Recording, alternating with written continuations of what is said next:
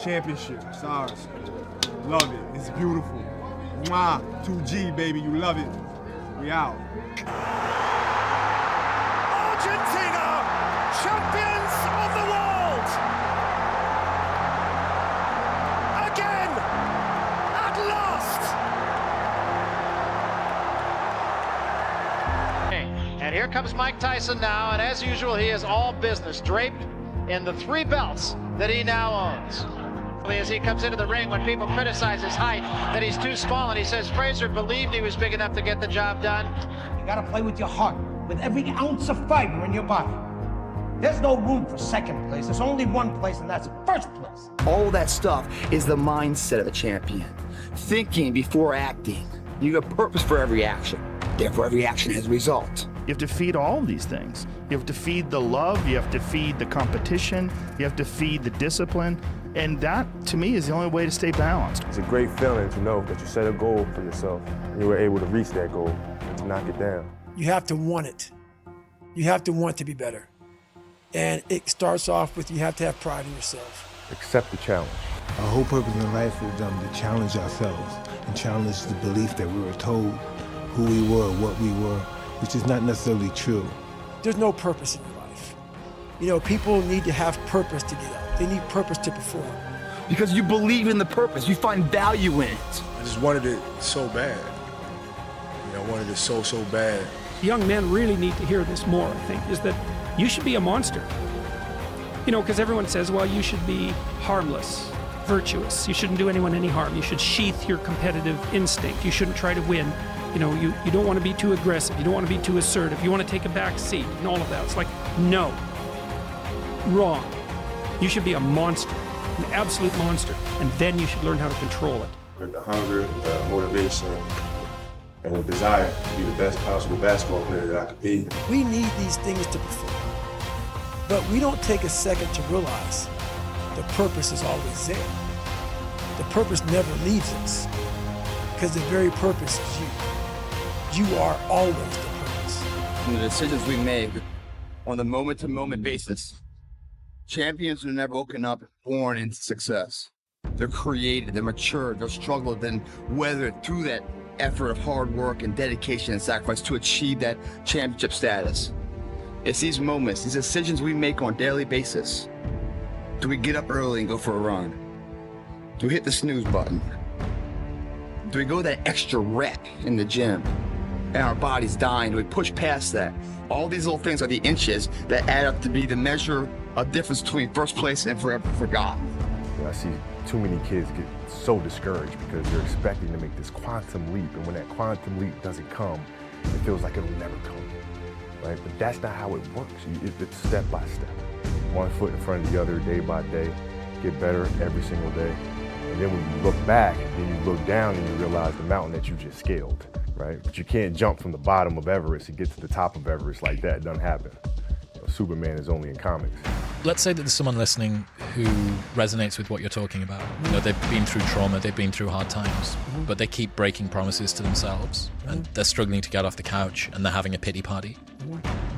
How can they stop feeling sorry for themselves? Where do you go to? You wake up on a morning, it's cold, it's wet, it's dark. So if you wake up in the morning and you don't want to do something, you don't care enough about yourself. The Mamba mentality simply means trying to be the best version of yourself. That's what the mentality means. It means every day, you're trying to become better. You want to train as much as you can, as often as you can. People want to know where I find my strength at, where I get my strength. I get it from a lot of places, but right now, this morning, I'm getting it from, there's not a mother that's up.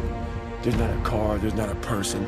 Everybody's in their bed, sleep, dreading that it's a Monday, hate it's a Monday, and I'm loving it. I'm loving that. Where everybody's getting weaker, I'm getting stronger. It's not about the running, the swimming, the push-ups, the sit-ups. It's about what those things do for your mentality. You don't get better on the daggone couch.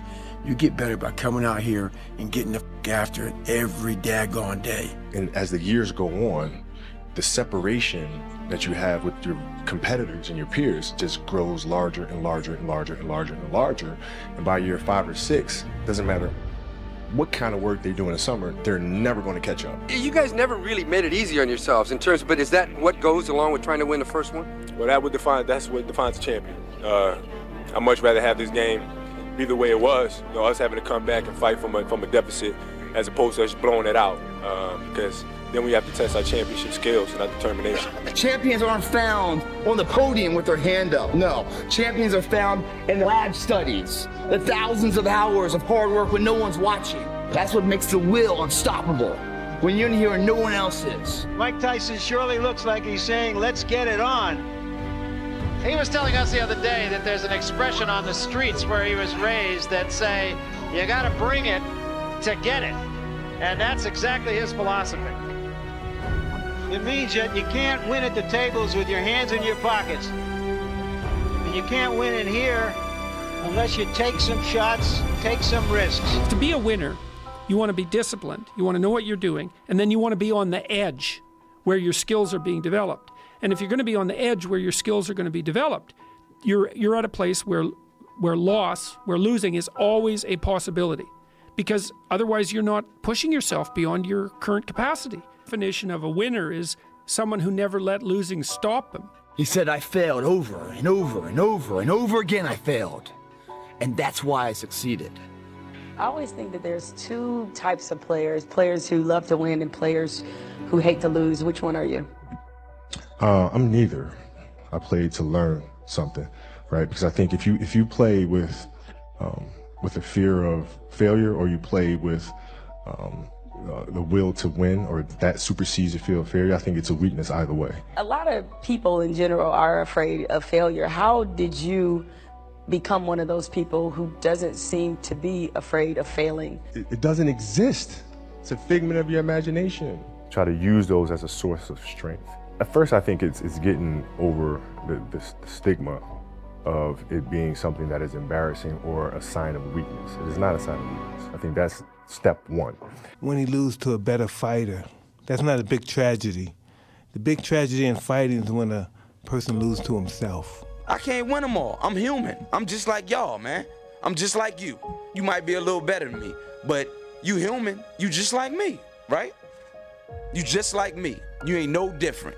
You just like me. You bleed just like I bleed. You cry just like I cry. You hurt just like I hurt. I ain't no different than you. It starts with an undying will, belief that the journey you're about to embark on is a winnable course of action, and that you can do it better than anyone's done it before. That belief is so ingrained in the will of the individual that creates the driving force of physical strength to turn into a maturity of something. If your day doesn't challenge you, don't ever expect to be changed by it. You can try to put your feet in my shoes, they won't never fit, because you can't go through what I go through in my life. But just try. Just try to stick your foot in my shoes. Just for one, it ain't even gotta be a damn day. Just for 1 minute. Just for 1 minute. Stick your foot in my shoes and try to deal with what I go through in my life. And that's where I gain the advantage. It's so easy to be great nowadays, my friend, because most people are weak. Most people don't want to go to that extra mile. Most people don't want to find that extra because it sucks. It's miserable. It's lonely. Whatever it takes to win the game, you got to do whatever it takes. I mean, that's my job. Sometimes shots not going to fall. How bad do you want it? Are you already seeing yourself stronger from it before you enter it? I know there's so many people that have the ability and just refuse to get off that couch. Refuse to study a few more hours. Refuse to go deeper, to go further. You know why we lost. Nobody could tell us, no announcer, no trainer could tell us, because they're not in our soul. Doing what you hate to do, but do it like you love it. This is what happens. This is on the other side of overcoming. You become very, very powerful when you overcome yourself. All those things you once cowered from, you were afraid of, when you face them eye to eye every day. Is there something wrong with being competitive? There's nothing wrong with it. There's something wrong with cheating. There's something wrong with being a tyrant. There's something wrong with winning unfairly. All of those things are bad.